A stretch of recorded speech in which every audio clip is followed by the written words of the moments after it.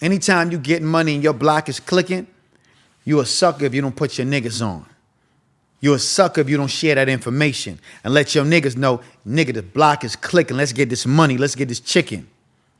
Nah, I don't want y'all to come work for me. None of y'all niggas working for me. No, y'all getting your own money. Y'all getting your own bag. Let's get this money together. And we're going to have fun because I'd rather get money with my niggas because once I'm getting money with my niggas and we on the block together, I'm having fun with my niggas. I don't want to be the only one getting this money. There's a lot of niggas out there right now getting a bag and won't put their right hand man on. That boy.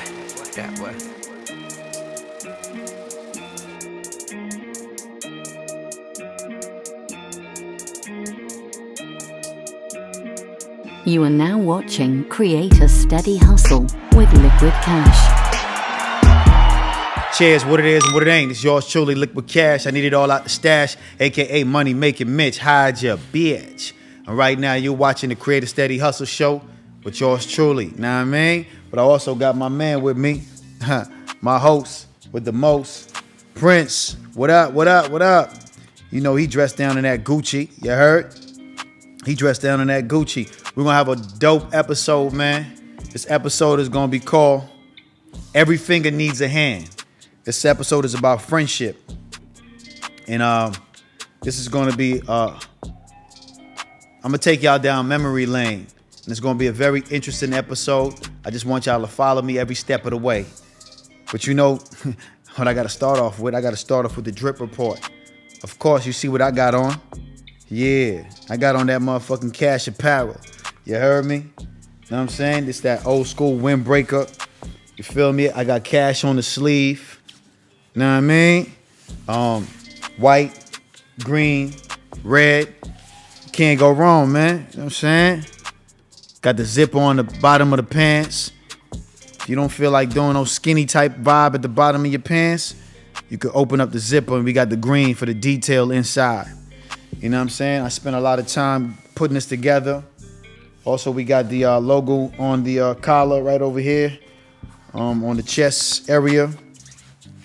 I mean, it's a vibe. You got to wear these with some all whites. You feel me? You got to have some crispy all whites when you wear these. You cannot play around and wear these with some busted old all Air Force Ones, all white Air Force Ones. You got to have some crispy all white Air Force Ones out the box. It has to be out the box. If it's not out the box, don't put it on with this fit. All right? Wear something else. Put on another fit. But other than that, of course, you know, I always got to keep some dope frames. These are the Louis Vuitton frames right here. Feel me? I always got to keep a dope pair of frames. It's just the way I am. It's just how I get down. I love some nice glasses because when I put on the glasses, I feel like Superman. You know what I mean? It's just a vibe. And as you can see, these glasses got a green tint as well, so it matches with the green on the tracksuit. It's fly, man. It's undeniable fly. It's like, if you don't like this, you just a hater. You know what I mean? And we know there's a lot of haters out there, so we're gonna find somebody that don't appreciate this fit. But for the real ones, y'all gonna appreciate it because this is something you could wear in the daytime, in the nighttime. Anywhere you go and you put this on, you're gonna be dressed to impress. You're gonna be doing just enough, not too much. You know what I mean? And like I always say, don't block a nigga, shop with a nigga. Check out the site. You might see something you like. www.liquidcash.com. You know I'm gonna leave the information in the description below. All you gotta do is click the button. And like I said again, it's a new fit. It's only be a limited amount of these made, and these are pre-orders. These are made to order, but it's only going to be a limited of people that's going to be available to get this fit. I'm also going to come out with a black, red, and white version, so we can have two colors that you can choose from. But for right now, we got the green, red, and white. It's fly, man. It's undeniable. It's just some fly shit. But also, I gotta let y'all see what my man Prince got on. You know, Prince, he's shy. He don't like to show his swag. He don't like to show his drip. He don't really like cameras, period, to be honest with you. But I have to make him, my host because he get all the girls, you know what I mean?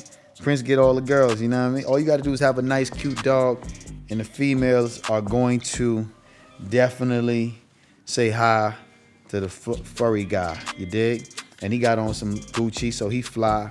I can't be flying, he ain't fly. Eventually, we going to come out with some, cash apparel for the little doggy wear. Pause, you heard? What's up, my nigga? You chilling? You cooling? All right, I'm going to let you chill out. I ain't going to sweat you the whole episode. I'm going to let you chill. I'm going to let you do your thing, all right? You can do your thing. Like I said, this episode is called Every Finger Needs a Hand. And this is about friendship. I'm going to take y'all down memory lane about some of the friends that I had in my life and that I still have in my life that are key players on my journey to success and on my journey in life, period. You feel me? Also, I gotta let y'all know the sponsors for this particular episode is Jackpot Mobility. Anytime you're in the Las Vegas area, you're with an elderly person, you're with your grandmother, you're with your family member that might have had an accident earlier that week, don't really want to walk up and down the Las Vegas Strip, she needs a mobility scooter. All you got to do is hit up Jackpot Mobility. They're going to deliver the scooter to you, and also they're going to pick it up when you're done with it. Trust me, it's affordable. It's very convenient. You could be riding up and down the Strip on the Las Vegas Strip on a mobility scooter that's going to take you where you need to be in style. You dig? I'm going to leave the information in the description below. Y'all already know how that goes. Also, if you need a Sprinter van for your party or your group, anytime y'all moving and grooving, y'all moving through the city, y'all know we just opened up a new casino, right? Fontainebleau. They got the Live out here. They got Club Live out here. So I know you want to go there in style with a group of friends. Get the Mercedes-Benz luxury Sprinter, stars in the roof, champagne bottles. It don't come with the models, but you could add a few of those too. You dig? We got enough room. All right? I'm going to leave all that information in the description below. You can check out their site, book an appointment, definitely set it up. And listen, man, it's easy breezy. Everything is convenient. All the information will be in the description below. Like I said again, this is going to be a dope episode. If you haven't supported the show yet, you need to. Log on, check out my Patreon. All right, some of these episodes will be exclusively dropped on Patreon, where you can definitely support the show. I got different tiers. I got the support who support you tier. If you just want to pay $5, support the show because you like what I'm giving you, you like the information. Plus, like I said again, this is a give and take relationship. If I'm giving you some value, it's only right you give back in return. Because the more you give, the more you receive. I already told y'all that. That's how this shit goes. That little $5 you gonna give me to support my platform, it ain't really nothing out of your pocket, man. That's light. You're gonna get more of that in return because the game I'm gonna give you is gonna be priceless, all right?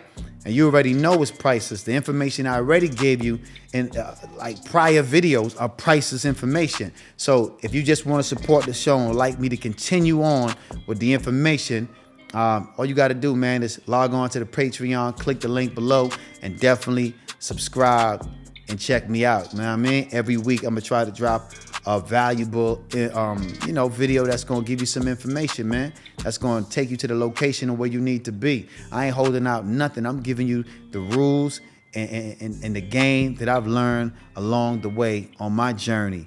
Took me a long time. Nobody sat me down and told me this information. I had to learn through trial and error.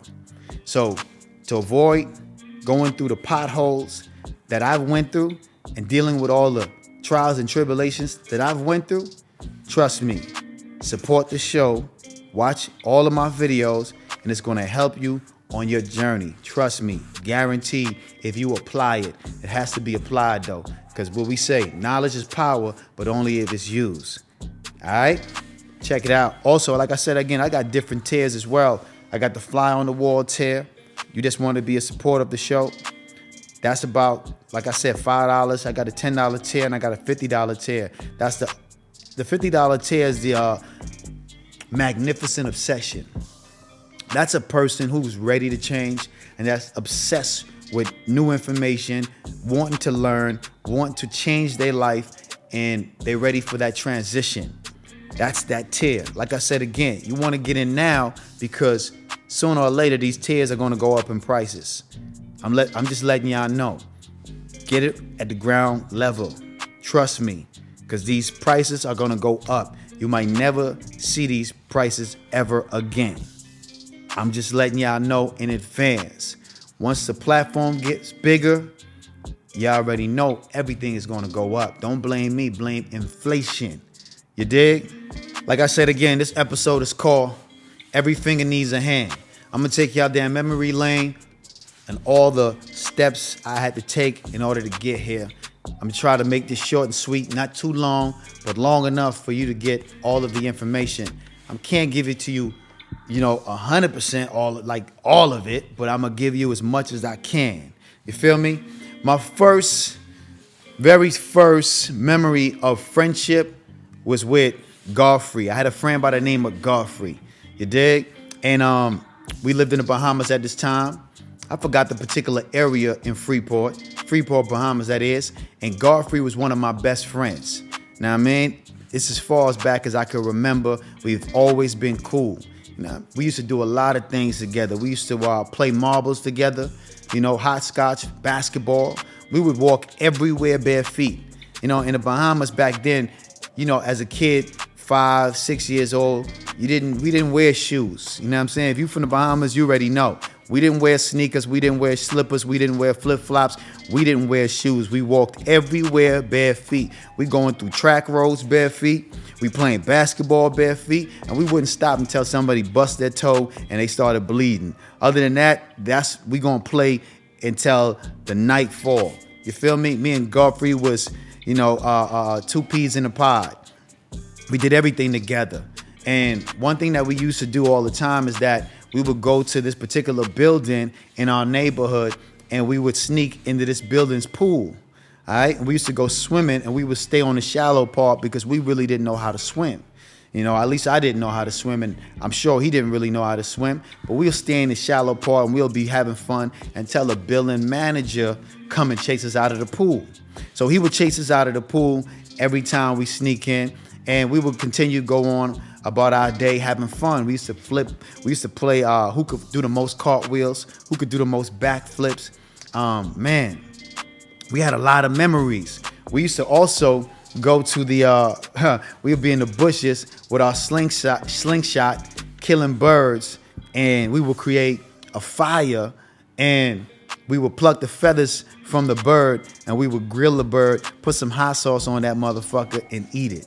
Like, that's the type of shit we was doing as kids. That's why, if you put me in the jungle, trust me, I'm gonna survive. I'm gonna come out of that motherfucker with a lion coat, you dig? Or a mink motherfucking cheetah coat. Because I'm a person that I'm always exploring wilderness. I like being outside. I like being in nature. We did a lot of shit together as a kid, roaming around in our particular environment. And the Bahamas is an interesting place because at this particular time, you could do what you want. Your parents, they wanted you home before dark, but we didn't care. We would stay out as late as we wanted to, and we would do what we wanted to. And, everything was just a family-orientated type of vibe. Nobody really tripped on nobody. I would go over his house and I can get some food and I can eat. He can come over my house. He could do the same, and we can enjoy life. You know what I mean? Without having no money. We didn't think about being broke and having money. We didn't think about that because we was too young. That wasn't even on our mind. But anyway, as we go along, this one particular weekend, me and Godfrey, we snuck into the neighbor's pool again. And this particular time, Godfrey jumped in the deep part of the pool. Now, I don't know why he jumped in the deep part of the pool, but he did.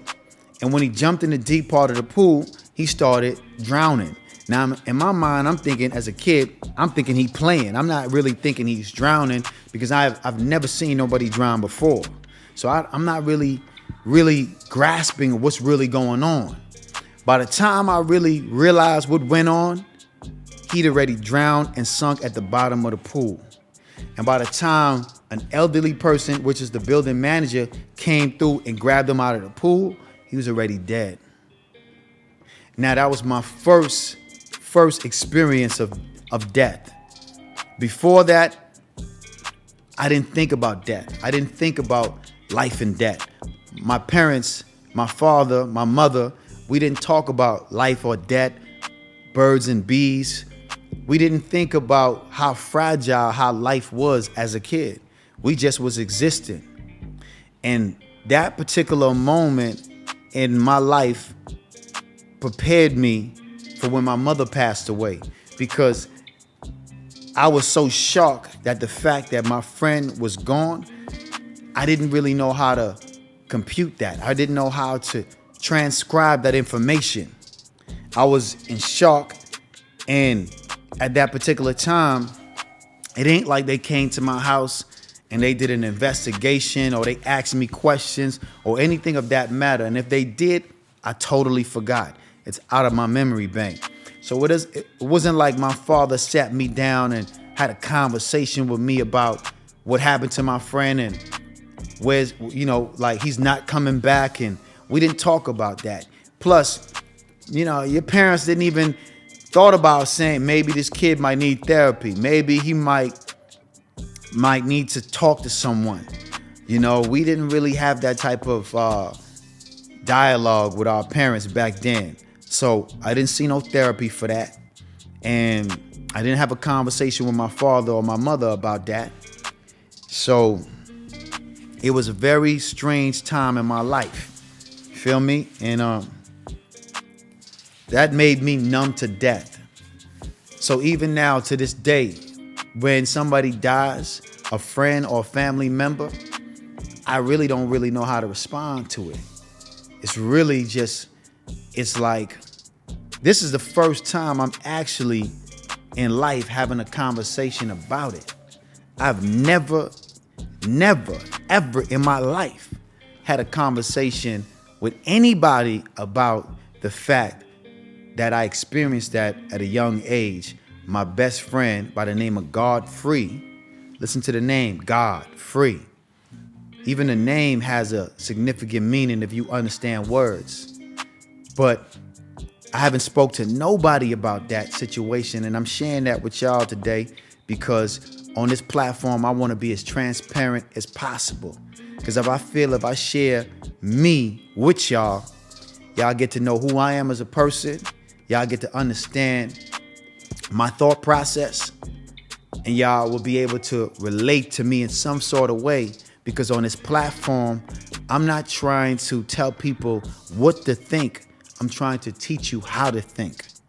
So this is the reason I started this platform, to spark the mind of a person that is out there, that is lost and trying to find a way and trying to transcribe some information that they're not able to process at this moment. And at that moment as a kid, I was not able to process life and death. So when Godfrey passed away, I didn't really understand it, but life moved on, right? And I ended up getting new friends. And sometimes I would bring my friends over from school and we would play video games. My father would come in from work. He'll see my friend and he would tell me, don't bring that kid back over here no more. And in my mind, I'm like, what you mean don't bring the kid back over here no more? Now, I didn't say this. In my mind, I said this because I was thinking as a kid, like, you didn't even speak to the kid. You didn't even say hi. You didn't even say nothing. My father would just automatically tell me, don't bring that particular friend over no more. Now, I would have other friends over, but he would specifically say that one, don't bring over anymore. And of course, you know what I would do, because I felt like he was being domineering. Remember what I said before? Dominate, but never domineer. Domineering is to assert your will onto another in an arrogant way. So, the fact that he felt like he could tell me, don't bring nobody over to this house that I don't want over to this house. I mean, he had every right. But at that time, like I said, I'm transcribing this information as a kid. Now, as an adult, I could understand what he meant. So he would tell me, don't bring that friend over no more. And of course, I would break the rule and bring that friend back over when he goes to work. And that same friend would turn around and steal something out of my house. He would either take a video game, he would take some money, or he would steal something from out of that house. And my father had something that I didn't understand. He had discernment. He can read somebody's energy. He can feel the vibration of that kid before even speaking to him, and automatically know that was not a kid for me to be around. But you're young, you're dumb, you don't know how to transcribe information, so you deal with it as such. Of course, that friend ended up stealing some shit, and I end up being friends with that friend again, and of course he ended up stealing something else, and until that friendship was over, right? But I learned a valuable lesson. I started to learn how to read people, because I understood what my father did. He read the kid's vibration. So I took upon myself to start studying human beings, the nature of a human being, how they operate, how they think, how they maneuver through life. So I started to watch my friends a little bit more closely than most people would normally do. Just from that little situation between my father and my friend, that sparked my brain to start me on a course of learning how to study people, right? So anyway, I move on, right? I end up meeting another friend by the name of Lance. Now, Lance ended up being one of my best friends. We also call Lance Caesar. Anytime you hear me use the word Caesar, I'm also talking about Lance. They're the same people. I also dropped a song called Long Live Caesar. He was in jail, and I did that song and dedicated to him, to hopefully that he'll see his freedoms eventually, and he eventually did see his freedom. He's out of jail now, but anyway, we interrupt this episode for a quick, short commercial break. I know y'all enjoying the episode, but listen, man, y'all know we got to pay the bills. Y'all now we coming. We doing quality over quantity. Y'all loving what I'm saying, so y'all got to support the platform. And how you do that? Liquidcash.com. Y'all see what I got on the site? Yeah, this is the new snapbacks, trucker hats we got, man. That Halloween orange, fire, pumpkin orange. This is, come on, man, this is undeniable, baby. This is something you definitely need in your life, you dig? Also, we got that, new t-shirts we just dropped. They ain't on the site yet, but by the time you see this is definitely going to be on the site. It's that Cash is King black tee with the logo on the front. Fire. You put this on with the right chain, right pants, and some all white Air Force Ones. You fresh at that. Y'all see I got on that windbreaker. Yeah, the all red joint with the black and the white. Yeah, I'm fly. Y'all know how I'm doing it, baby. Also, but check this out. We also got the blue one too. Yeah. We got the blue, white, and black with the Cash is King on the back. Y'all see how we coming, man. Fly shit only, man. Fly shit only. And you know I got the pants to match. You know I can't do without the pants to match. Come on, man. You gotta have the Cash is King pants. You feel me? Windbreaker. Right in time for the season, baby. Also, you know I stay with drip, baby. That Cash Apparel hoodie, red. We got it in red. We got it in a tan and olive green print. Y'all see how we going? Hey, listen, man. Come on, man. Stop playing with me, man. Stop playing with me, man. Stop playing with me, man. And we got that Cash is King hoodie, huh? You feel me? It's hoodie season. That true blue. That New York Yankee blue. You know what I mean? You know, you put this on with a New York Yankee fitted hat, light blue jeans, all white Air Force Ones.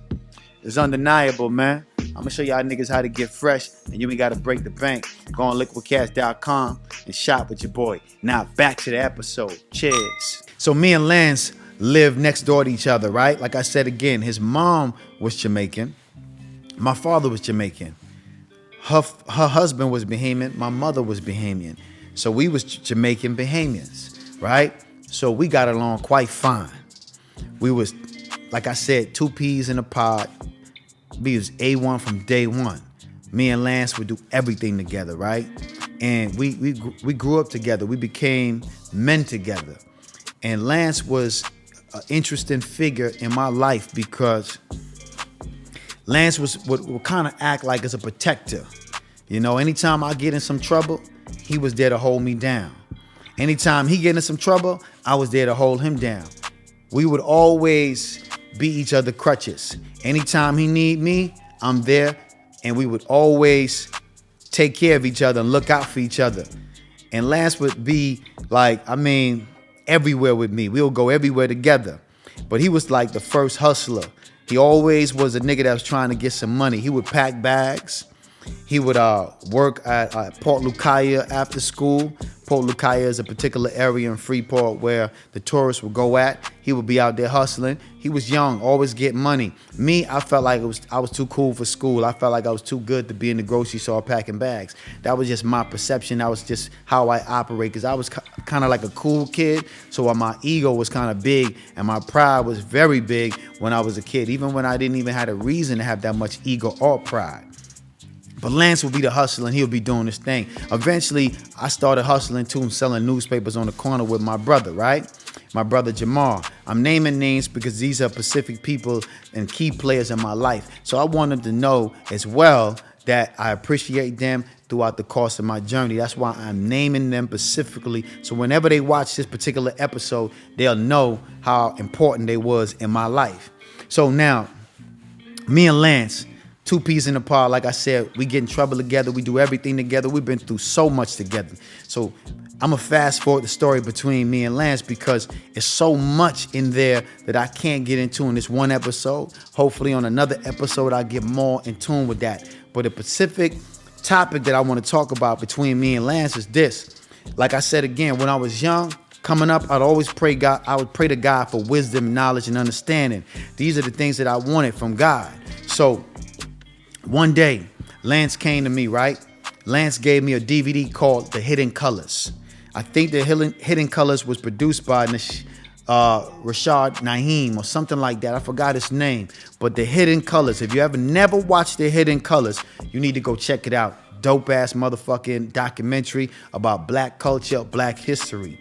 Now, Lance gave me this particular DVD called Hidden Colors, right? And it talked about black culture, black history. And if you want to know about your history and know who you are, watch the documentary called The Hidden Colors. It's going to tell you everything you need to know about your history, right? They got multiple versions. They got 1, 2, and 3. I think they even got a 4 that's out there somewhere circulating on the net. Now, when I watched that documentary, that gave me empowerment. That made me feel special to be black. That gave me the type of pride that I was missing. See, a lot of people out there right now don't have pride in their culture and who they are as a black man and a black woman. You have to find out your history, know where you came from, and know where you're going. Because by knowing where you come from, you could know where you could take it to. So, being the fact that I studied black history by watching that documentary, giving me the spark that I needed in order for me to start to search for the information, that helped me on this course through life. I walk with a little bit more, a certain strut. It helped me to move with a certain confidence, think on a certain level. And that documentary educated me in a way that no school has ever educated me before. So it was important for y'all to understand, don't let school interfere with your education. You know how people be like, everything I learned in school, I don't apply it right now to my daily life now that I'm out of school? It's bullshit. School taught you the fundamentals. They taught you the basics. The basic is how to read and write. Everything else you can teach yourself. So you have to build on the basics. You can only build as high up as your foundation is deep. School taught you the basic, taught me and you. I know some of you niggas can't read and write, but that's cool because y'all wasn't paying attention. For the niggas that was paying attention and you know how to read and write, that's all you needed to know. That was the main thing school was able to teach you. That's the main thing they needed to teach you, was how to read and write. And once you know how to read and write and count from 1 to 10, everything else, shit, you can teach yourself. So like I said again, this particular DVD empowered me, made me feel good to be black. Like I said, I walk with a different confidence. I spoke with a different pride. and I understood who I was. So that gave me a sense of where I could take it to. It's important to know who you are. Everybody on God's green earth should know who they are, know their history, know where they came from, because it's going to empower you and it's going to help you on your course, on your journey to get to where you need to go. Because you're going to need that pride, that black pride. You're going to need that because it's going to make you feel an energy that you may not be able to feel just by the lack of information that you have already. So,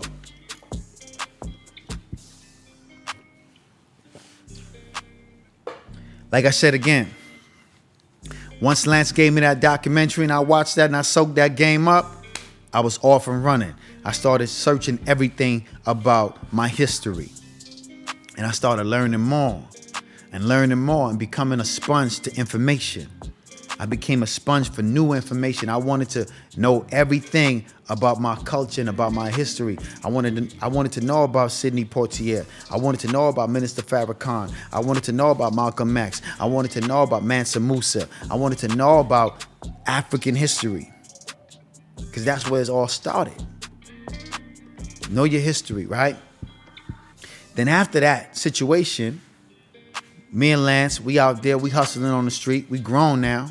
You know, we about 21, 22, 23. And we hustling on the streets, right? At this time, I'm doing music. I'm always in love with music. Music is going to be in all of my stories because music has played a big part of my life. Now, me and Lance, we hustling, right? I'm looking for a videographer. That's what I need. I need a videographer, right?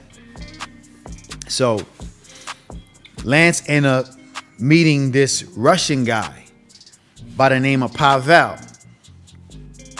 Now, I'm hustling at this time. I'm focused on my money. I ain't really tripping on meeting nobody. When I'm moving and grooving, I'm not really trying to meet nobody because I'm not a friendly guy. Lance being a friendly guy, he know how to associate with people and create, you know, a form of relationship with people. He introduced me to Pavel. He told me, yo, Pavel is a video director.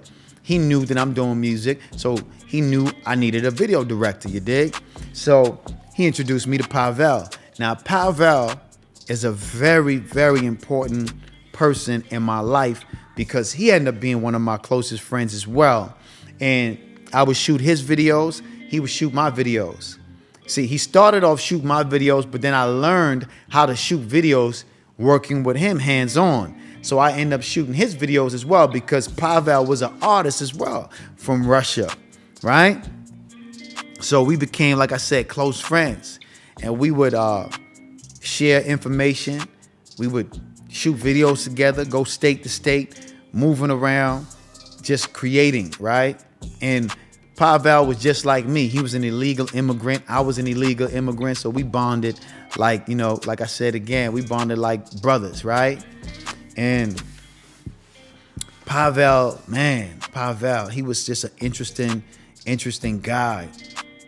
So as I go in this story, right, and I tell you about Pavel got me a little bit more in tune with spirituality, and he advanced my thinking about spirituality in the spirit world. But before we got there, Pavel was one of those dudes, like I said, that we would just be creative with each other and always working on music together. We didn't talk about religion, spirituality. We didn't talk about anything deep. That was in the base of our friendship when we first met. That happened years later. So in meeting Pavel, put a pin in that story right there with Pavel, because I'm gonna come back to Pavel, because I'm gonna let y'all know how he became influential in the next chapter of my life when I started to get more in tune with spirituality. So me and Lance is continuing to hustle on the streets. We doing our thing. We ran into another brother by the name of Blue. But before we get to Blue, let's reverse back to before I even start hustling, right? Let's reverse back to that. Now, I always been a hustler throughout my life. I always been a person that wasn't afraid to work a 9 to 5, wasn't afraid to go outside and sell water if I needed to. It didn't matter. Whatever was moving, I was selling. You feel me? That was just the type of person that I was. I was never afraid to go get no money. But eventually, when you hustling on the street, fast money slow up. And this particular time, I went and got a job at a t-shirt store. And I'm working at this t-shirt store, and this guy would come in every other day and he would buy new t-shirts, right? And as he buy new t-shirts, he's checking out my drip, because I'm fly. No matter what I don't care if I had $2 in my pocket. I was fly. I always looked like I had money, because I learned that from my father. My father always stayed clean. He's always fresh, you know what I mean? I'm working this job 12 hours a day, getting paid $5 an hour, right? And like I said, I would always stay fly no matter what. I could have $2 in my pocket, but I'm still gonna be fresh, you dig? So Bless will come in. He'll buy new shirts every day, because, you know, he hustling, he on the block. And, you know, if you're a New Yorker, you know how we is, man. We like to stay fly every day. We like to buy new shit every day. I don't care if it's a pants. I don't care if it's a shirt. I don't care if it's a sneaker. We wanted to have something new on every day. So every day or every other day, he would come in there with his homeboy Finesse, and he would buy new shirts. And he would always try to put the battery in my back to go come outside and hustle with him. And I'll be like, nah, I'm not really gonna do that right now. I'll be thinking about it, but I'll be like, nah, I'm not gonna do that right now. Let me stick to my job. Cause, you know, I had a crazy aunt, like I said. She needed her money, and I couldn't play with her, because if you ain't got her money, when it comes time to pay rent, you're gonna have to get your ass up out of there, you dig? So, and I appreciate her too, because if it wasn't for her, I wouldn't be here today. I wouldn't even be in America, you dig? So she's very monumental in my life, you dig? So after 2 months of Bless coming into my job, buying new shirts and trying to convince me to go out there and hustle with him, I decided to say, okay, fuck it. I'm gonna go outside and hustle with you, man. I'm gonna see what you're talking about, you dig? I'm gonna see what this all about. So I'm outside and I'm hustling with him, and within, I say, about 2 hours, I made more money than I would make in 12 hours working at that job. So I ended up quitting that job and going out there hustling with my man Bless. Now, Bless is important, because if it wasn't for Bless, I wouldn't even be here today, because Bless sparked something inside of me that I needed to be sparked in order for me to lit a flame under my motherfucking ass, for me to get out there and really tap into my entrepreneurial spirit. See, I always knew I had it, but I wasn't convinced. You know what I mean? I wasn't sure. So I'd always go back to my job as a safety net. There's a lot of people out there right now that's working a 9 to 5, but they know in their spirit they're an entrepreneur. They know when they can feel it in their veins. They're a hustler. They can go out there and make more money just being an entrepreneur and taking a chance on themselves than they make at the job that they're working right now, putting in 8 to 10 hours a motherfucking day. But because of their fear and because of the comfort of just knowing that a check is coming at the end of the week, that keeps them stagnant. That keeps them in the position of where they at in life. So I'm thankful for Bless for putting that battery in my back and giving me that fuel, because I needed that. Because once he started to fuel me with that gas, that diesel gas, wasn't no motherfucking unleaded. That was straight diesel. Because once he gave me that motherfucking gas and I put that match to that motherfucker and I lit that bitch afire, I hit the ground running. I became a better hustler than him. I passed him up, and I ended up buying a BMW drop top BMW 223i within 2 months of me hustling. And I ended up, like I said, passing him up. But I'm thankful for Bless, because he created a snowball effect. He caused a snowball effect to happen once I started to really tap into who I am. You know what I mean? And once I tap into me, it was a wrap.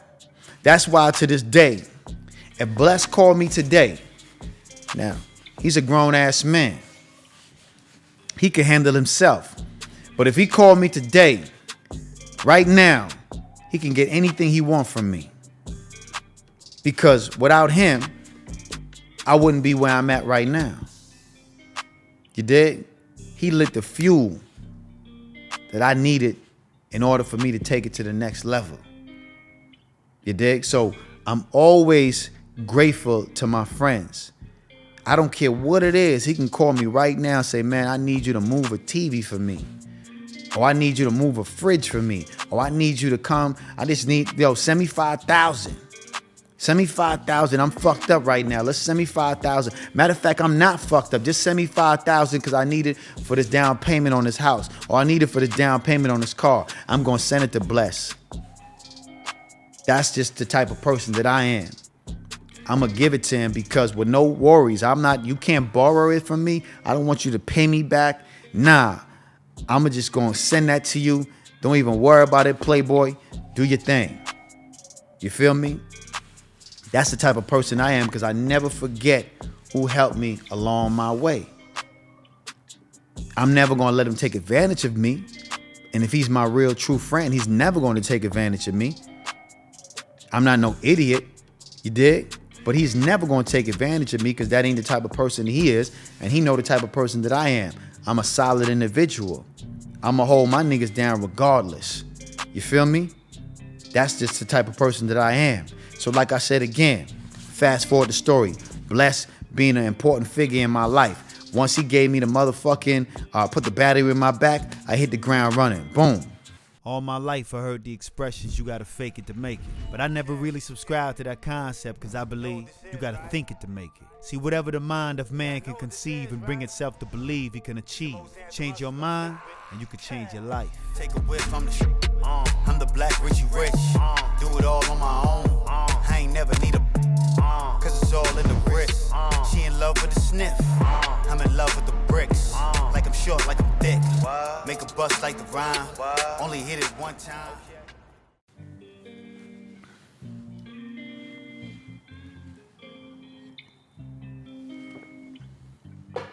So now, right?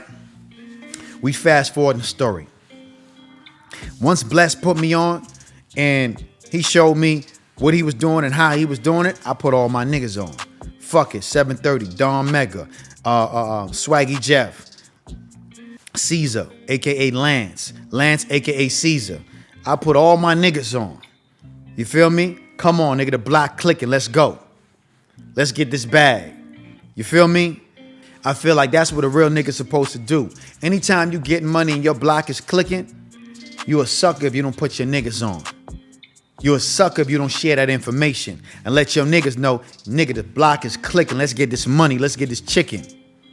Nah, I don't want y'all to come work for me. None of y'all niggas working for me. No, y'all getting your own money. Y'all getting your own bag. Let's get this money together. And we're going to have fun because I'd rather get money with my niggas because once I'm getting money with my niggas and we on the block together, I'm having fun with my niggas.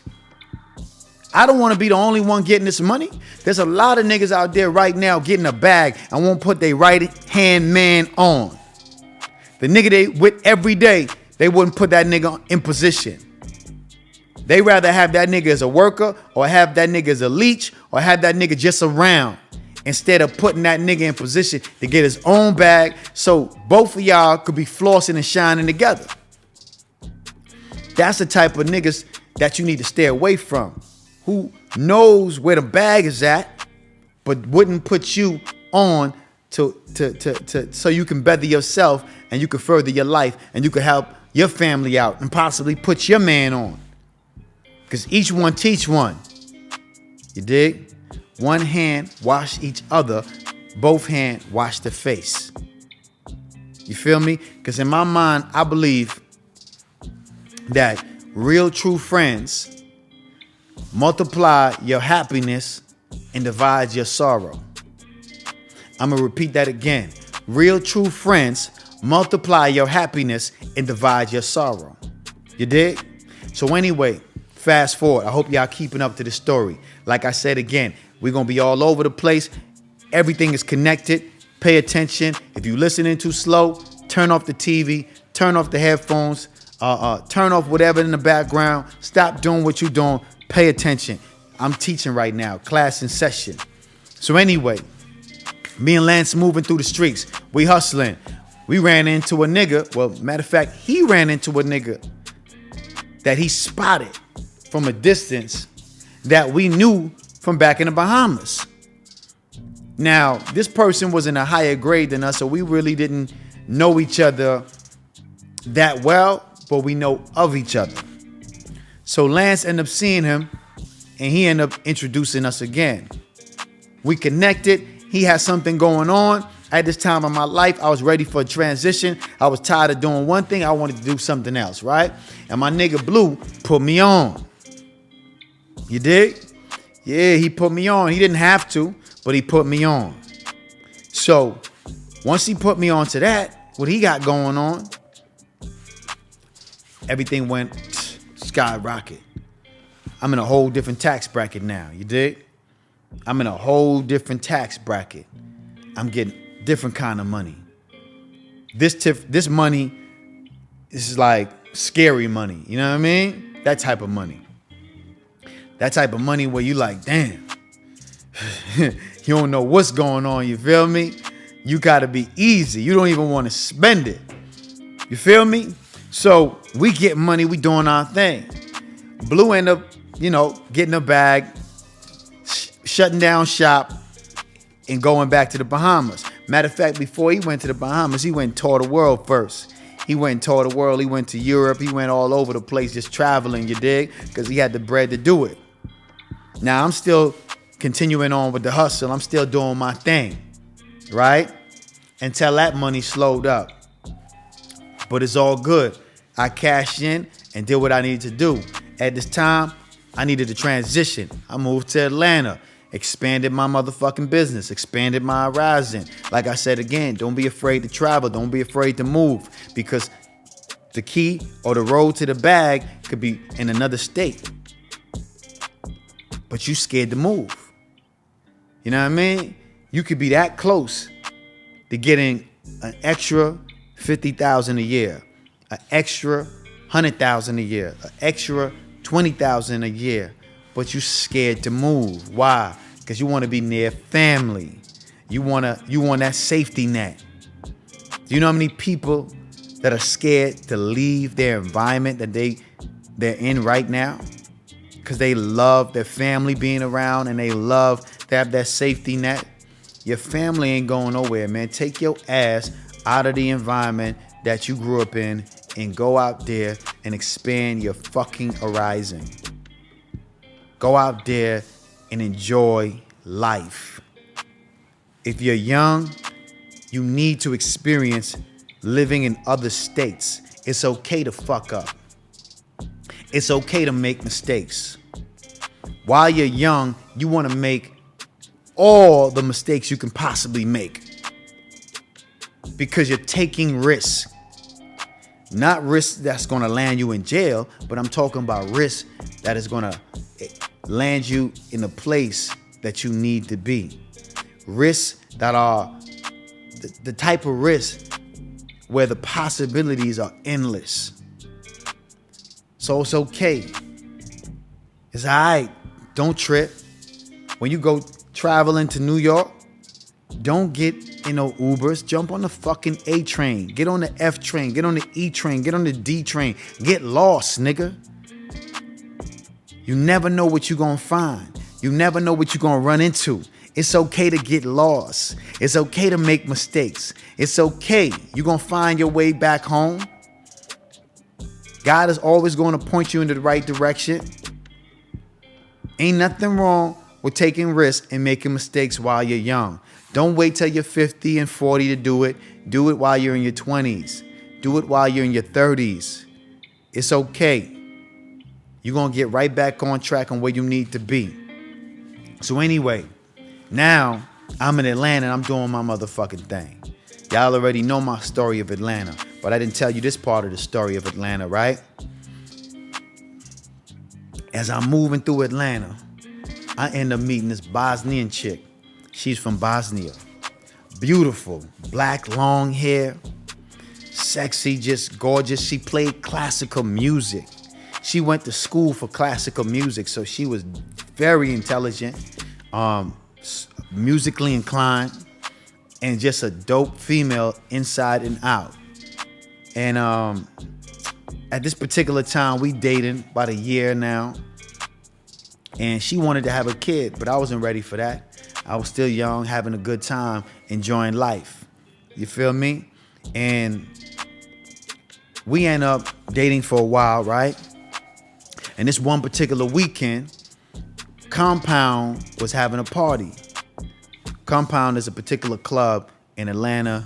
If you know Atlanta and you from Atlanta, and anybody that's ever been to Atlanta, you know they got a club by the name of Compound. They had a party that night, right? And at this party, they had Young Jeezy. They had Jay-Z. They had Jermaine Dupri. They had Ludacris. I mean, anybody that was somebody was at this particular party. Now, she wanted to go to the party. I wasn't in the mood, all right? But I said, you can go to the party. I ain't tripping. Because she was really adamant about going to this party. And I was like, nah, I'm not in the mood, right? So I let her go to the party. But I end up pulling up to the party as well. Because I wanted to check her out. I wanted to check what she was doing, how she was doing it. See, a lot of times, you got to let your girl do what they do, and you got to watch them from a distance. Because just like when you was a kid, and your parents would tell you not to do this in school, not to do that, not to do this in school, not to do that in school. But when you go to school, you break all of the rules. When you at home, you on your best behavior. But as soon as your ass get into that school, you're a whole different person. So I wanted to see how she act when she around her friends. I know how she act when she around me. She on her best behavior. But I wanted to see how she conduct herself when she with her friends and when she in a certain environment, right? So I went to the club. They was charging about $300 to get in. Boom, red flag number one. Because I know she ain't paying $300 to get no club. So I said to myself, how does she get in? But she's a beautiful female, so they might have let her in for free. No biggie, all right? I'm by the bar, I'm chilling. I'm enjoying the vibe. It's packed as fuck. I'm talking about wall to wall, extremely packed, right? While I'm at the bar, I noticed her walking by. She didn't see me, but I saw her. So I'm just posted up at the bar, just chilling. And as she walked by, she looks directly at me, right? And she comes up to me. And we started speaking. And I noticed there was a guy right behind her, but he continued walking right past her. He didn't stop. But I seen him in my peripheral. And just by the way he looked, I already thought in my mind, there's a connection. She probably was with him, but she noticed me, so she came directly towards me. He peeped what happened, so he decided to continue walking straight. Because he was no idiot. He kind of put one and two together real quick. So we end up talking. And I'm seeing how she's doing. So I tell her, go hang with your friends, go do your thing, right? So she went to the VIP area. She went hanging with her friends. At this time, like I said again, in Atlanta, I wasn't trying to do too much. I was just trying to do just enough. I really didn't go out that much. So I wasn't popping no bottles. I wasn't really doing none of that. I'm at the bar cooling. I ain't trying to impress nobody. I got my money in my pocket. The world don't gotta know. You dig? I'm very low key at this time. Just chill. I'm a little flashy, but not too flashy. I ain't doing too much. You dig? So about 30 minutes go by. I text her and I say, let's go. Anyway, she left. We leave together. So we end up talking. But her phone was being blown up. Every other minute, somebody was texting and calling. So I said, okay, red flag. That's a nigga that's texting and calling. Anyway, it happened to be a nigga that was definitely texting and calling her.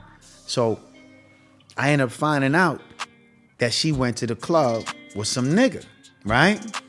And I asked her how she got in the club. The nigga that she ended up meeting at the club paid for her to get in the club. So she wasn't there with just her homegirls. She was there with her homegirl and the nigga that was buying the bottle, right? So we argued for a little bit back and forth about that. So I fast forward the story, right? The same nigga that she ended up going to the club with, I ended up meeting that same nigga later on from one of my other homeboys. One of my other homeboys introduced me to that nigga, you dig? And that nigga ended up becoming one of my right-hand mans, right? His name is Red Boss. So now, if y'all know Red, we in the city of Las Vegas. Yeah, everybody know Red. So we in the city of Las Vegas, right? He runs Las Vegas. That nigga's all over the place. He in Atlanta. He's in Las Vegas. He in LA. He the club king. You feel me? He the king of the motherfucking town. He doing his motherfucking thing. You dig? So, but I didn't know none of this at the time. We end up being cool, right? And we end up talking about that situation. I end up telling him about the Bosnian female. He ended up telling me about that night. And we all put one and two together and we put the pieces together. And he was like, damn, I was with a Bosnian chick that night as well. And I was like, oh, word? And then that ended up being the same Bosnian chick that I had, right? So he said, yeah, she told me she was going to the bathroom, but she never came back. And I was like, yeah, that's why she never came back, because she left with me. You feel me? And he's like, I thought that was strange that she said she was going to the bathroom and she never came back. And we ended up laughing about the situation, you know, and we ended up doing our thing. We wasn't even tripping on that. We still having fun, right? So we ended up becoming cool. Now, Red was doing his thing, like I said again. He was getting his money and having it his way. Driving nice cars. I think at this particular time, he had a red Corvette.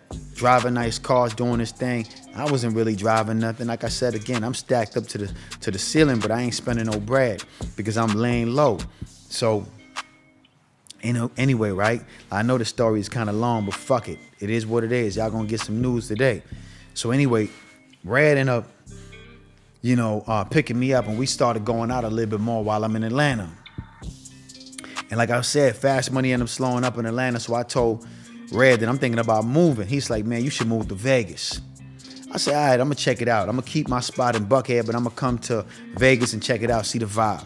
So Vegas was a very strange place to me. I took a flight out there. I ended up connecting with my nigga Red. He ended up showing me the town, showing me around, showing me how shit get down. He ended up put me onto a lot of situations, right? So I learned all the do's and don'ts and how the city was running, how the city was moving. And like I said again, he was the club king, so we'll be outside every other night having a good time, enjoying life. And at this particular time, he was like, man, listen, man, you got to get a car while you out here, man. I said, you right, I do got to get a car. So what I did, I ended up buying me a S550 all white, pearl white. I had that bitch wrapped pearl white, and I put some 22s on that motherfucker. You know, that shit was looking like a miracle whip, all white whip, you dig? And that was something I was riding around in. I felt good about that. I had the money to do my thing and buy that car. And so anyway, I say that to say this. Around this time, I realized that Vegas is all about flashing cash, right? You dig? You got to really show out over here, you feel me? You really got to put it in their face. So I credit Red to that for me just being able to put it in their face a little bit more, you dig? He showed me how to really say, you know what, fuck it. We gonna live this boss life, nigga. You know what I mean? We gonna really put it in their face. Like back in New York, I was doing my motherfucking thing. I had the drop top BMW, I had cars, I had certain situations, I had big chains, but now I was really standing on my situation because now I had a homie that didn't care about spending bread and buying dope ass vehicles and buying big ass chains and living that boss life. So it was good. We fed off each other mutually. You feel me? So I say all of that to say, I say all of that to say it's important for you to have a solid team because I've always had someone that was there to inspire me and take me to the next level in my life. we go through stages and we go through chapters in this book of life. And the key players in your life are either going to inspire you to be a better individual and be greater, or they're going to take you down a spiral downward. They're going to take you down a course where it's going to be pulling you backwards instead of forward. See, I could have met friends along my journey that took me on a course that would have led me in prison, or that would have led me in jail. I had those friends as well. You know what I mean? Some of them are in jail right now. Some of them are not with us. Rest in peace to them. But I've always moved on a trajectory going up because I dealt with people who wanted more out of life and who was on the grind trying to get it. Once I met my nigga Red, he was on the grind trying to get it. He was living that boss life. Everywhere he went, he was buying whatever he wanted. When he go to a restaurant, he didn't give a fuck about what it costs. He was ordering everything he want off the menu. That's just how he was living. When he went to the club, he didn't care how much the bottle cost. He was, fuck it, nigga, we buying bottles. That was his mind frame. That was his lifestyle. Now, I came from the lifestyle of just, you know what I mean? We're going to have the money, but we're not going to show it. We're going to show you a little bit, but not too much. Just enough. But once I moved to Vegas, I was like, fuck it, let's go. This is how we moving. We're going to put it in their face. Because why? Vegas is a safer place in order for you to maneuver that way. Of course, we not no idiots. We not going to be in motherfucking Milwaukee, or we not going to be in Memphis moving the way we moving, because you got to move different. You got to move a different way when you're in different states. You feel me? When you're in different states, you have to move a certain particular way. Every state ain't the same, because in certain particular states you go to, Pennsylvania, New York City, niggas will knock your head off for a Cuban link. You feel me? Niggas will take your life for the sneakers on your feet. So you gotta be careful on how you moving in these particular states. So you gotta know your environment. But Vegas is a place where everybody get money, because they spending billions out here. Niggas is in the casino all day gambling. So everybody get money. Everybody can flash. Everybody can do their thing comfortably, because everybody's focused on getting money. Nobody's focused on robbing and killing and all that type of shit. We focus on getting money. That's it. At least the niggas that I'm around. You feel me? And the niggas that I associate with myself with, we focus on getting to the bag. So that's the thing you got to focus on. You got to focus on getting to the bag. Anybody that you're around that is not elevating and motivating you to take it to the next level in your life, then you need to get away from them. Time to surround yourself with people that's motivated to get to the money. We don't got no more time to play games. Like I said again, I'm telling y'all a lot right now, but I hope y'all are soaking this up. Now, Lance in this story was a very key player on the chessboard, because Lance was acting as a guide. He was not even acting, he was actually being a guide. He was guiding me through stages of my life. He was the connector. He was connecting the dots. I needed a videographer. He was gonna grab someone that was eager and hungry to put in the work. That's where Pavel came in. When I needed to take my life to another step and be in a different tax bracket, he connected me with Blue. We ended up seeing Blue around the same time, but the fact that he spotted him before me, I acknowledge that, and I understand his position in that whole scenario. So like I said again, throughout the course of my life, people has been, I call them angels. You know, you might call them your friends. I call them angels. They're my spiritual helpers. They're helping me through the course of my life. So you got spiritual helpers around you right now that you call friends, that are guiding you throughout the course of your life. But you may not be aware of it because you don't understand what's going on. They're working as guides, taking you from one step to the next. Now, some of these guides can help propel you to the top, and some of them can take you down. And you'll be stuck and fucked up in life by choosing the wrong friends, choosing the wrong guides in your life. That's why it's very imperative and it's important for you to find the right friends and associate yourself with the right people. Like I said, every finger needs a hand. I could have not made it this far by myself.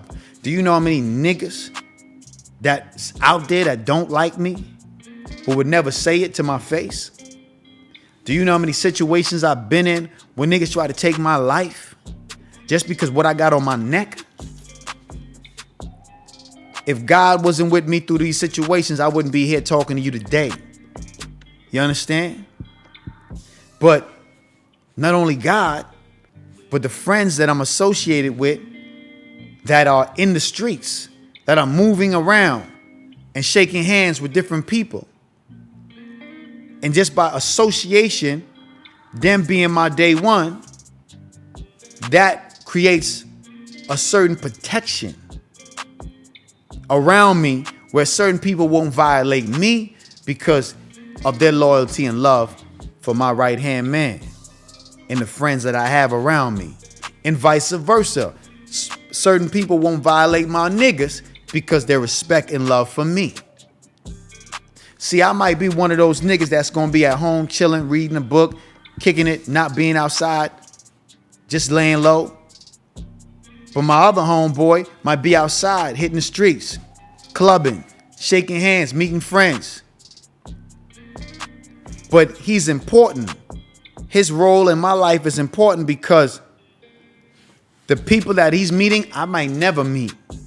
But the people that he's meeting are now connected to me just because of him. So the love that he gets, I get the love in return because of the connection. See, not every friend is going to be that friend that is going to be intellectual, that's going to be into reading books all day. There's going to be friends that's going to be like, man, I'm drinking, I'm having a good time, I'm enjoying life, I'm smoking weed. And that's how they live their life. Because everybody evolve at different times. And everybody plays a certain position. Every finger needs a hand. He's no less important as the other nigga that's going to work every day, clocking in and checking out. You feel me? The nigga that's hustling on a corner and that's connecting with certain people, he's just as important as the nigga that's at home doing nothing, or as at home, just at home, reading and educating himself and thinking about other strategies on how to take his business or their business to the next level. Everybody plays a position in this game of life. I have friends that work 9 to 5s. That's what they do. They not hustlers. I don't look at them less than because they work a 9 to 5. I'm no better than them. They no better than me. Everybody is equally as important. Everybody has a position on this chessboard. In order to live a boss life, you're going to need friends around you that is going to encourage you, that is going to be a protector of you. That's going to be the person that is going to be connecting with other people that you may never connect with. Everybody plays a position. There's valuable pieces on the chessboard. Certain niggas could be able to go state to state, connect with people, make things happen, shake hands, kiss babies, and come back and bring money for the team. And create some type of a business, some type of a form of a relationship that can help you down the line in the future. So you need friends that is going to encourage you. I got friends like Big Bro. I got friends like Gustavo. These niggas will call me up and let me know who I am. You understand where I'm coming from? They will call me up and encourage me and say, man, I love what you're doing. I see you out there shining, nigga. I see you doing your motherfucking thing. Man, I'm happy to know you. I'm happy that I'm your friend. I'm happy that you out there chasing your dreams and taking risks. Because you're making us look good out here, man. Because when you shine, we shine. You feel me? So you need friends that's going to call you up and that's going to encourage you and to remind you of who you are. There's a lot of sucker niggas out there that would know that their friend is doing their thing and really putting his motherfucking feet down and really standing on his business and handling his business. But there's friends out there that wouldn't even call them niggas up and congratulate them and show them love and let them know that, man, you doing your motherfucking thing. I see you out there, man. You putting on, and you putting on for your city. You're putting on for yourself. You putting on for the team. And I see you out there, nigga, shining. You're looking good, nigga. I fuck with you. I salute you, nigga. You dig? I'm happy to know you, nigga. I'm happy that we met. I'm happy that you my friend.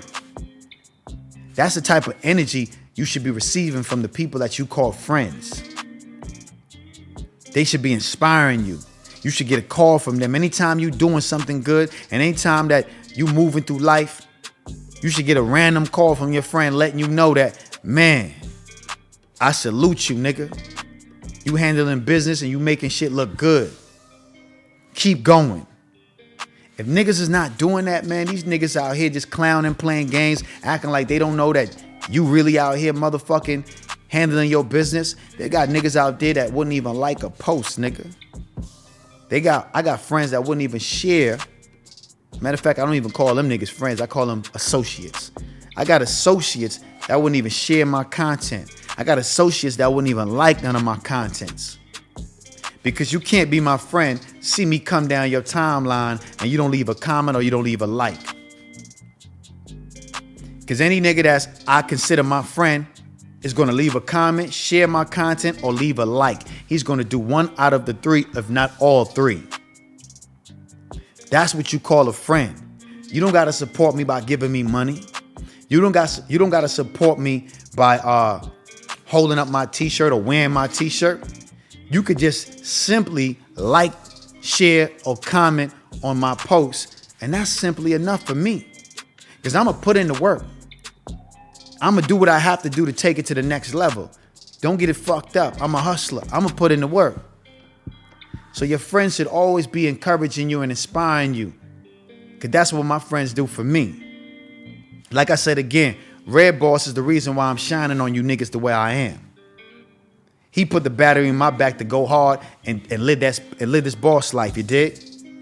Anytime I got something I want to do and I'm like, nigga, I'm trying to buy this new chain, man. It's gonna cost me about $200,000. You know what he gonna say? He's gonna say, fuck it, nigga, boss up. He gonna say, fuck it, boss up, nigga. We live in this boss life. But he also know that I'm smart enough not to spend it all. He know if I spend 200, shit, I'm sitting on something real nice, you dig? I'm not gonna spend it all. If I can't buy it twice or 3 or 4 times, I don't buy it once. That's my motto. But like I said again, he inspired me to live this boss life. Blue inspired me to take it to the next level and switch my tax bracket. Lance, working as a guide, guiding me through every step and every course along the way. Me acknowledging that and realizing that. That's why anytime he got in a situation, I was always there to help him. And niggas used to be like, damn, why you always looking out for this nigga? I'm always looking out for him because that's my right-hand man. That's my nigga. And even when we beefing and we ain't speaking, you would never know. Because I'm not going to tell the world about it. If any one of my niggas fall out with each other, you would never know about it because we keep it tight-knit. We don't talk about each other in a negative way. And if we not getting along for whatever reason, we don't trip because we know that we're going to come back together like Voltron anyway. So we not even tripping on that, you did? But what we do is share information with each other. We share knowledge with each other. If I grow, you grow. If I learn, you learn. We don't hold out resources. Too many times we have niggas holding out on information, holding out on resources, and not sharing with their friends and their brothers and their family members so they can be able to shine and get the things that you possibly have. We got to share resources with each other. 2024, we have to start sharing information. We have to start encouraging each other. We have to start motivating each other. We have to start showing appreciation for our friends and the things that they're doing. When you see your friend out there grinding, trying to take it to the next step in the next chapter in their life, and they reaching for success, and they putting their 10 foot and their best foot forward. You gotta show love to that. You gotta embrace that. You gotta let them know. You feel me? Why you think there's strippers out right now? There's a stripper right now, 40 years old, still working in the strip club. Lack of information. Her friends are not inspiring her. Someone is not giving her the information that she needs in order for her to be able to take that money and use that to take it to the next level in life. Because that stripping and living that lifestyle, dancing and living that particular lifestyle, that's just a stepping stone to get to the next chapter in your life. If you stripping at 40, you're a failure. In my eyes, and if nobody told you that, I'm gonna tell you that. If you still dancing at 40 and you still stripping at 40, you a failure. If you've been dancing from 21 and you 40 years old and you still dancing, you didn't take that money and do anything productive with that money. You didn't start no businesses. You didn't use that money to open up no stores, no storefront. What I'm telling you today, you bullshitting with life. You playing around.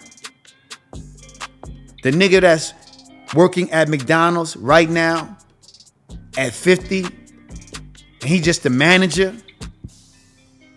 No shot to you, but nigga, you failing at life. Somewhere down the line, you made the wrong decisions. Somewhere down the line, you didn't take the risk that you needed to take. You was playing it safe. When you was 25, I know you didn't think about being no motherfucking dishwasher or being no motherfucking manager at McDonald's. When you was 21, I know you didn't think about being a stripper at 40. I know it. That wasn't on your motherfucking game plan. That wasn't on your dream board. Being a stripper at 40, being a manager at McDonald's at 50 was not on your vision board. But that's the reality of a lot of people out there. A lot of people right now are working jobs at 50 years old and 45 years old that they never thought they'll be working.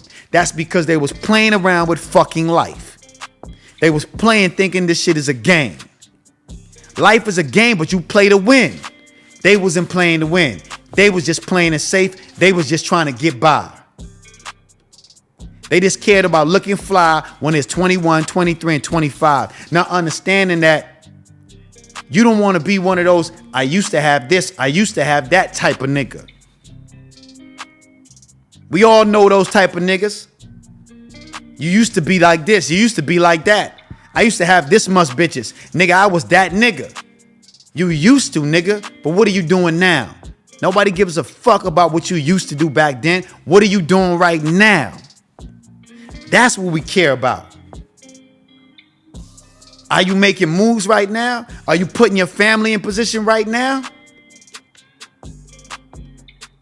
You know what I mean? That's what it's all about, nigga. What you doing right now? I ain't never gonna be one of those niggas that used to have it, nigga. I'm gonna be one of them niggas that used to have it and still got it. That's the type of nigga I am. And I know that about me. That's why I have no problem sharing information with my homies. Or giving information to my homies because I want them to make it. I want them to be successful. I want them to have more money than me. Because I know I'm going to be good. I just want to make sure they good as well. See, a lot of you niggas are hanging out. A lot of you motherfuckers are hanging out with niggas right now that are calling you big bro, that are calling you twin, that are calling you their day one. But if you die today, that nigga wouldn't put money on your funeral. He won't call your family up to give money to your kids. And that's the nigga you call your day one. They the type of niggas that say, I would do it if I had it, How you know what you would do if you never had it? Niggas always talking about what they would do if they had it, but you'll never know because you never have it. We all know one of those type of niggas. Always talking about what they would do if they had it. Nigga, you never know because you never had it. You dig? So put your niggas in position, man. If you riding around with a nigga and you call that nigga your day one, put him in the position because you never know when you're going to need him. We all go through a dry spell. Anything that goes up must come down, right? But you'll never land on your face if you got a nigga that's your right-hand man that is in position that can help you and give you 10,000, give you 20,000, give you 100,000 if you needed it. Even in relationship, right? Relationships, we be together, but we still be separate. We all know that relationship that we've been in where we had a girl that we love and, you know, she doing her thing, you doing your thing. She work her 9 to 5, you work your 9 to 5, and then y'all come together. But y'all never come together and talk about business. Y'all never come together and talk about working together and trying to establish some form of business so you can possibly start to invest into stocks, start to invest into cryptocurrency, start to invest into real estate so y'all can possibly one day quit this 9 to 5 and be entrepreneurs and spend more time together. You could be together with somebody and still not be a unit. It's deep. Too much of us are in relationships, 5-year relationships, 10-year relationships with people that we're not planning our future with correctly. If y'all not trying to build a business together, hopefully one day y'all don't have to work for this man or that man. Y'all can work together as a unit. If y'all not doing that, man, y'all playing out here. Y'all wasting a lot of time. Not everybody gonna have the benefit of working a career job that is gonna pay them after they're retired. Not everybody has that benefit. Not everybody's going to be working a job that's going to give you what they call it, a 401k. I hope I said it right. I don't know. I don't work regular jobs. I'm not clocking in to nobody. I'm not depending on a 401k. I'm not trying to retire at 65. Nah, that ain't me. I'm trying to be retired way before that. Matter of fact, I've been retired. You dig? Everything I do now, I have fun doing it, so it ain't like I'm working. If you have fun doing what you love, you can't call it work because you're having fun. So it ain't like you really working. You dig?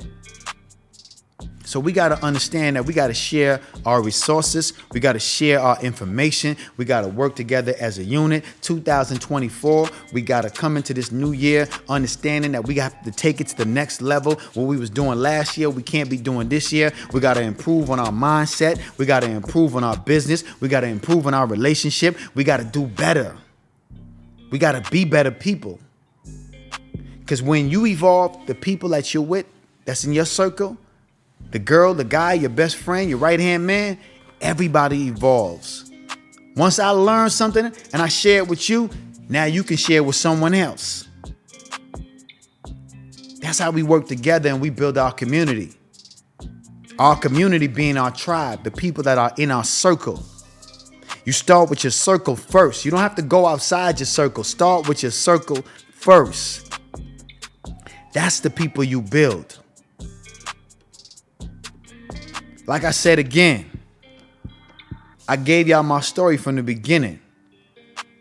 There's a lot of gaps in the middle because there's so much. I can't give you all of it in one sitting, but I'm giving you it piece by piece. All my niggas played a part in my growth and development. I'm not no idiot. I'm not stupid. I don't think I'm not one of those niggas saying I did it all by myself. Nah. Of course I had to be ambitious and motivated to go out here and make it happen. Nobody made it happen but me.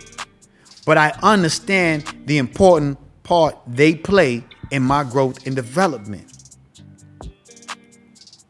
I wouldn't be able to know the city of Las Vegas the way I know it if it wasn't for Red Boss. I wouldn't be able to be spiritually inclined the way I am if it wasn't for Pavel. Because this is a part of the story I didn't tell you about Pavel, my Russian buddy. Like I said again, when I met him, he was an immigrant. We did music together.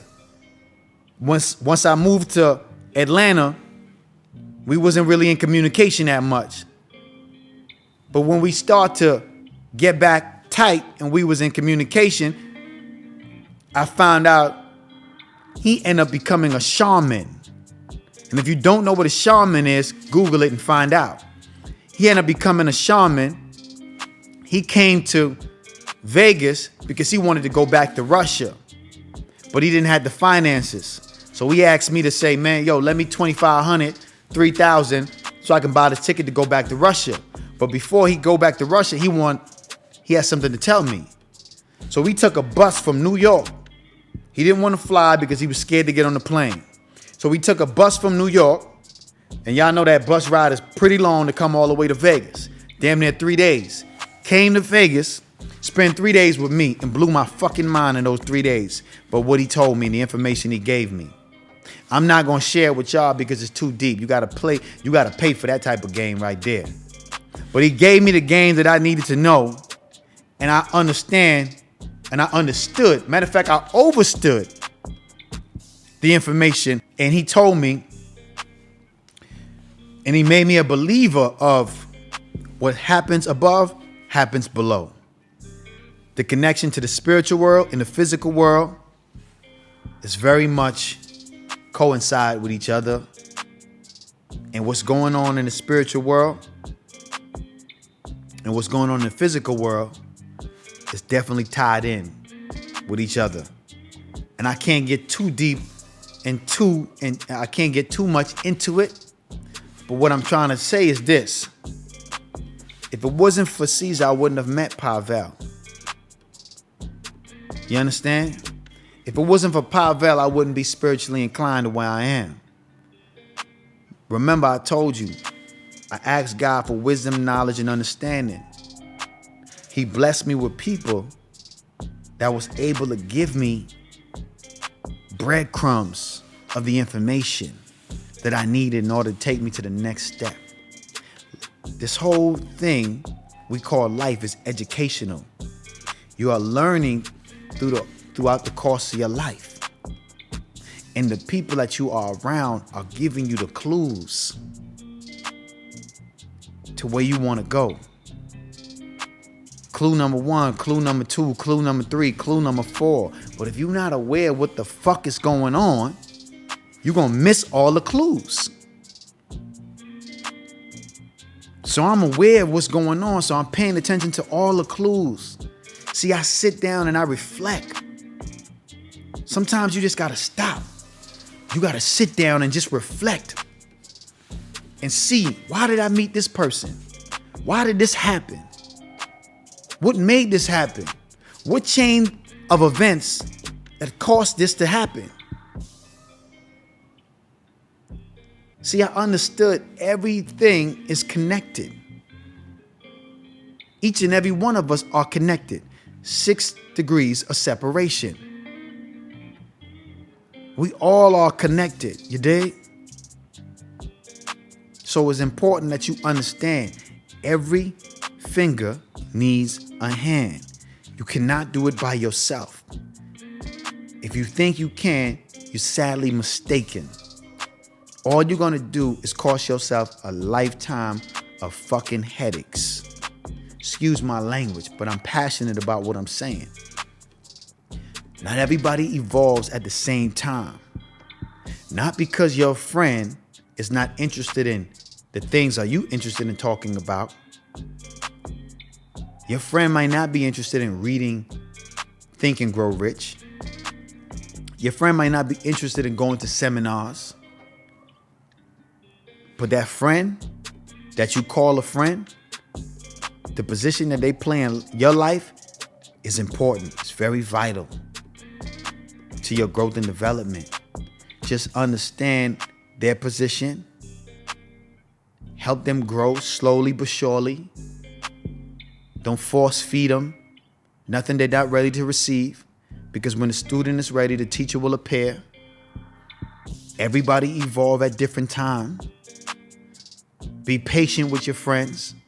Be understanding to their thought process. Because what I've learned from my friends is that two people can actually be right. They don't have to be, one don't have to be wrong and the other one don't have to be right. Two people can actually be right. Just because you explain it your way and they explain it their way doesn't mean both of y'all are motherfucking wrong and right.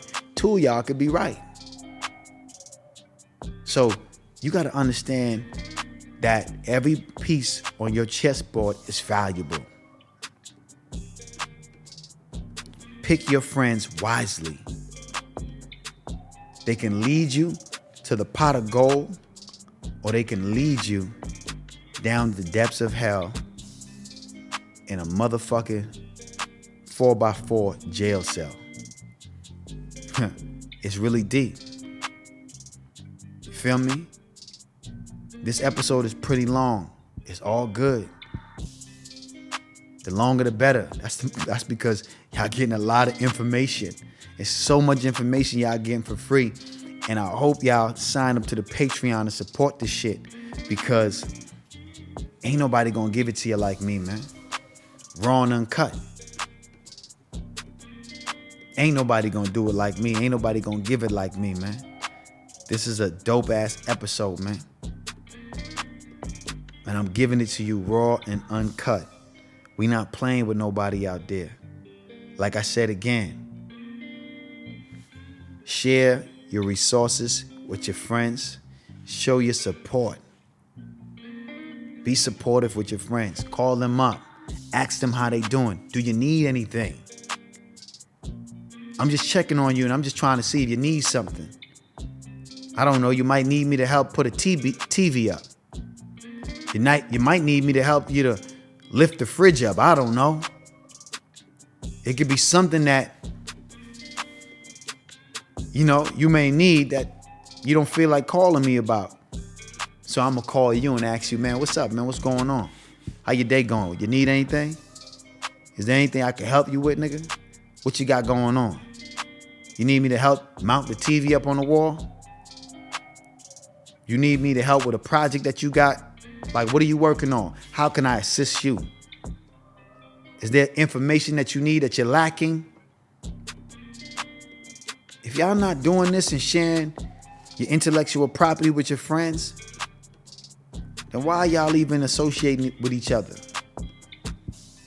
Why y'all playing games with each other? Why y'all even friends? Like I said again, man, every finger needs a hand. You dig? My homies called me up, B. Call me up and let me know you that nigga. I fuck with you. I'm happy to know you, man. I'm happy to know you, man. I'm glad I'm your friend. And that does a lot for me. Because when you're not getting the love from your significant other, when you're not getting the love from the world, but your friend is showing you that love and letting you know that they appreciate you, that give you the inspiration you need to keep going. That's going to give you the motivation you need just when you thought about giving up. Just when you thought about, man, these people ain't fucking with me. These people ain't appreciating what I got going on. These people ain't appreciating what I'm giving them. That one call from your friend can spark that motherfucking flame up again, and it can keep you going. Give you the fuel that you need to take you where you want to go. Anyway, I hope y'all enjoying this information, man. I hope y'all loving this episode. And remember this. A friendship is a priceless gift that cannot be bought nor sold. and its value is far more greater than a mountain made of gold. For gold is cold and lifeless. It can neither see nor hear. And when in times of trouble, it is powerless to cheer. It has no ears to listen, no heart to understand. It cannot bring you comfort or reach out a helping hand. So when you ask God for a gift, be thankful if he sends. Not diamonds, riches, or pearls, but the love of real true friends. This episode is dedicated to Muhammad Ali and Samantha Burke, my sister that passed away. Hope y'all enjoyed this episode, man. Y'all know what it is. Like, subscribe, and share. Cheers. $250,000 on the neck, 100,000 on the vet, 50,000 left in cash. I'm a nigga, don't forget. Don't insult my intellect. I got millions in assets. You invest in your cash yet, or tricking on bad shit?